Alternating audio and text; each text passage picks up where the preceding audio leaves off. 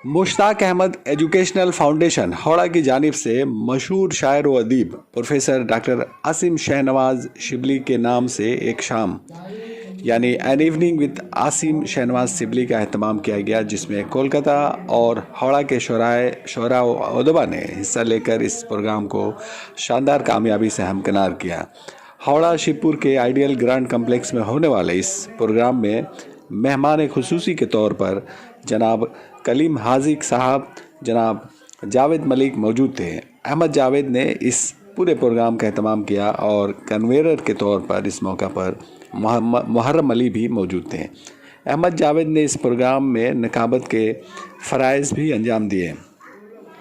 जनाब जावेद हुमायूं ने सदारत की ज़िम्मेदारी निभाई। शोरा हजरात ने अपने कलाम से सामीन को महसूस किया, लेकिन इस प्रोग्राम में उर्दू के मुस्तकबिल पर गहरी तशवीश का इजहार किया गया। इस सिलसिले में हमारी गुफ्तगू डॉक्टर आसिम शहनवाज शिबली, कलीम हाजिक, अहमद जावेद वगैरह से हुई। आइए सुनते हैं उन लोगों का इस प्रोग्राम और दीगर बातों अमूर पर क्या कहना है। बहुत कामयाब बल्कि सुपरलेटिव डिग्री में चले जाए, कामयाब तरीन नसीब है। आप क्या कहना चाहेंगे जो ऑर्गेनाइजर है उनके बारे में बताइए। आप क्या कहना चाहेंगे जो ऑर्गेनाइज हुआ है उन ऑर्गेनाइजर के बारे में? नहीं, ये तो अच्छी बात है। जाहिर है कि ऑर्गेनाइजेशन जावेद जो है वो बहुत अच्छा लड़का है, बड़ा एक्टिव लड़का है और हमेशा कुछ न कुछ मुश्ताक अहमद फाउंडेशन की तरफ से करता रहता है। वो कई इदारों का सिक्योरिटी है, अफवाल है, हमेशा कुछ न कुछ करता रहता है, अपने ज़ाती अखराजात से करता है, किसी से चंदा नहीं लेता। तो ये बहुत बड़ी खूबी है। हाँ, मगर ये है कि खुद माइक पर बोलता बहुत है बहरहाल, लेकिन अच्छा बोलता है, ऐसी बात नहीं है।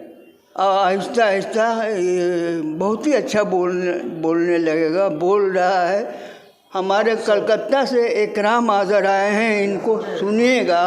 इतना इनफरादियत इनकी शायरी में है इकराम आज़र की कि आप सुन के दंग रह जाइएगा, इतनी इनफरादियत है। सबसे अलग थलग लहजा, फिक्र, अफकार वगैरह सबसे अलग थलग, लबो लहजा वगैरह। और वो बार बार असालीब कर उसलूब कह देते तो क्या हर्ज था, उसलूब ही कहना चाहता है। बहरहाल मैं आप लोगों जावेद साहब का शुक्रगुजार हूँ और आप लोगों से माजरत चाहता हूँ कि मैं जा रहा हूँ। अगर हमें कैसर शमीम साहब बहुत याद आ रहे हैं, वो इसलिए याद आ रहे हैं कि वो होते तो जाहिर है कि उनको छोड़कर कोई सदारत नहीं करता। और जाने के बाद दुनिया याद करती है। नूर पैकर का एक शेर है कि इस भीड़ में मेरी हकीकत नहीं कोई, इस भीड़ में अगर मेरी हकीकत नहीं कोई, दब जाऊंगा मिट्टी में तो सब याद करेंगे। तो नूर पैकर सब चले गए अच्छा शेर छोड़ के, लेकिन उनको हम याद नहीं करते नूर पैकर को। नूर पैकर याद काबिले मतलब 27 है और वो याद करने वाला शायर है। उसको पढ़ना भी चाहिए। उसका उसलूब, उसका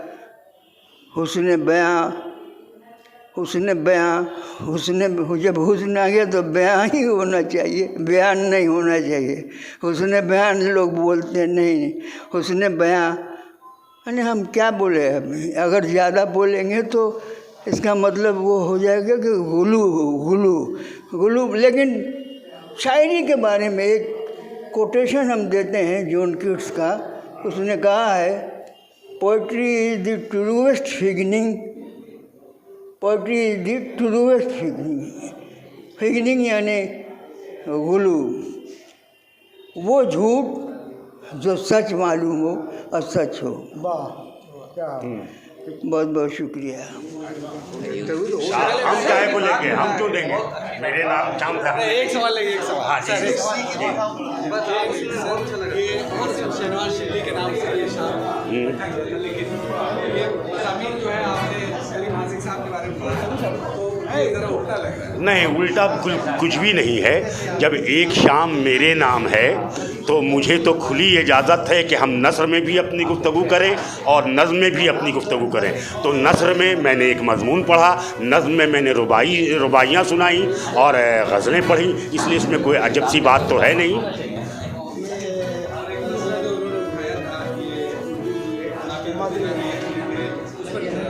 बिल्कुल, ये हमारी उर्दू ज़बान जो है तो तहज़ीब है, रिवायत है। तो इस तहज़ीबी रिवायत से अगर हम दूर हो जाएंगे तो अपनी शनाख्त हम खो देंगे। ये तो छोटे से लेकर के बड़े सब जानते हैं कि उर्दू, हम अपनी तहज़ीब को, अपनी रिवायत को, अपनी ज़बान को जहाँ छोड़ दिए वो हमारी गिरफ्त से निकली नहीं कि हम अपनी शनाख्त पूरी खो डालेंगे। उसी बात को कलीम हाज़िक साहब ने बहुत ही अच्छे तरीक़े से बयान की, इमसाल के ज़रिया पेश करने की कोशिश की और ये बताया कि स्कूलों में, मदरसों में, कॉलेजों में, एमए में, यूनिवर्सिटियों में उसी वक्त आपकी ज़बान सही सलामत रहेगी जब अपनी मादरी ज़बान में आप तालीम हासिल कर पाएंगे।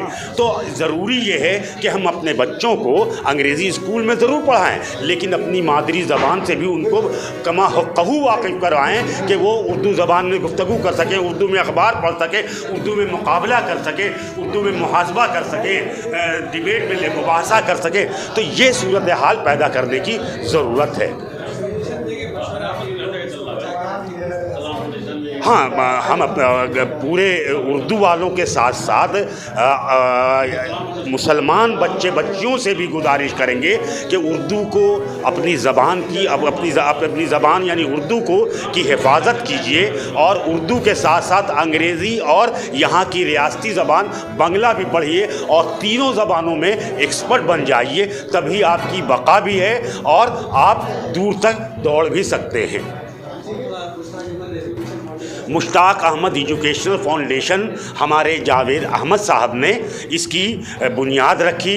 शुरू में लोग ने इसे समझा कि ये भी दूसरे फाउंडेशन की तरह होगा, लेकिन जावेद साहब ने हिम्मत नहीं हारी, मुसलसल इसके प्रोग्राम छोटी बड़ी सूरतों में इसके मुनक़िद होते रहे और आज तो ये हाल हो गया है कि हौड़ा क्या, पूरे मगरबी बंगाल में मुश्ताक अहमद एजुकेशनल फाउंडेशन की अपनी एक शनाख्त है, अपनी एक पहचान है। इसके बैनर तले जो भी प्रोग्राम होता है उस प्रोग्राम में आना बाअसे इज़्ज़त व तौक़ीर लोग समझते हैं। मुश्ताक अहमद एजुकेशन फाउंडेशन ने आज आसिम शहनवाज शिबली साहब के लिए एक शाम मुनक़िद की थी। किसी फ़नकार के लिए एक शाम का मुनक़िद करना इसी तरह से है कि हम उसके साथ उनकी जुड़ी जो बातें हैं, उनकी शख्सियत से जिन चीज़ों का रिश्ता है उसका बयान करें। तो हमारी ज़बान जो है उर्दू, उसका रिश्ता भी जो है आसिम शहनवाज शिबली से है, शायरी का रिश्ता उनसे है, तनक़ीद का रिश्ता उनसे है। तो ये तमाम चीज़ें आज ज़ेर बहस आई। उसके साथ साथ वो बात सामने आई कि हम अपनी ज़बान को अगर बचाते हैं तो अपनी न सिर्फ तहज़ीब को बचाते हैं, बल्कि हमने जो तख्लीकी शाहपारे पैदा कर रखे हैं उन तख्लीक शाहपारों को पैदा करने के लिए उसके पढ़ने वाले कारी पैदा कर सकें। अगर हम बुनियादी तौर पे ज़बान सीखेंगे तो उससे हमारी तालीम और बेहतर और अच्छी हो सकती है, इसकी मुझे उम्मीद है। ये है कि आप अपनी स्कूलों को फिर दोबारा शुरुआत करें उसकी और उससे भागे नहीं। सबसे पहले तो आपके जो प्राइमरी स्कूल खाली हो रहे हैं उसको कोशिश कीजिए कि उसमें बच्चे जाएं और नहायत अच्छी तालीम वहाँ से हो सकती है। अच्छे असातिज़ा आ रहे हैं। पहले आज से बहुत कबल असातिज़ा की तनख्वाह बहुत कम थी, लेकिन फ़ी ज़माना माशाअल्लाह अच्छे असातिज़ा हैं, उनकी तरबियत होती है, उनके साथ वसाइल बहुत ज़्यादा हैं, किताबें हैं, उसके साथ मिड डे मील आ रहा है। तो हम उनसे क्यों हम दूर जाएंगे और उन तमाम चीज़ों को छोड़कर हम हज़ारों लाखों रुपया ऐसी ज़बान पे ख़र्च कर रहे हैं, इस ज़रिए तालीम पे ख़र्च कर रहे हैं जिन्हें जाकर हम 10, 5, 7, 8 साल के बाद छोड़ देते हैं और वो बच्चे ड्रॉप आउट होते हैं। ऐसे बच्चों की तादाद बहुत ज़्यादा है जो अंग्रेज़ी मीडियम स्कूल जाते हैं और वहाँ से ड्रॉप आउट करते हैं और उनका मुस्तकबिल भी ख़राब होता है। यहाँ से जो वहाँ जा रहे हैं तो उनके यहाँ भी एक बेइत्मीनानी है।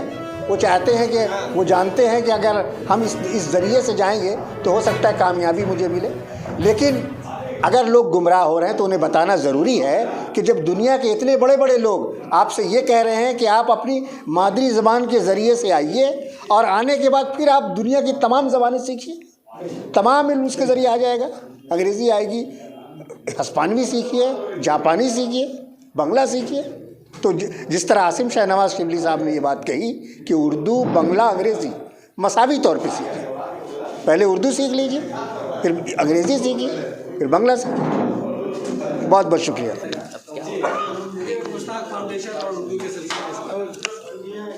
जावेद अहमद साहब मुश्ताक अहमद फाउंडेशन हावड़ा की जो सेक्रेटरी हैं, वो शुरू से आगाज़ से ये तहज़ीबी और अदबी और इल्मी प्रोग्राम करते रहते हैं, जो न सिर्फ़ उर्दू के लिए बल्कि मुस्लिम उर्दू बच्चों के लिए, मुस्लिम बच्चों के लिए जो है ये बहुत साजगार है। और आने वाले ज़माने में इसके असमार जो इसके फल फूल जो हैं वो बड़ी कामयाबी से होगा और बच्चे जो हैं वो उर्दू सीखने लगेंगे और इल्म अदब का शौक़ और ज़ौक़ पैदा होगा, बेदार होगा।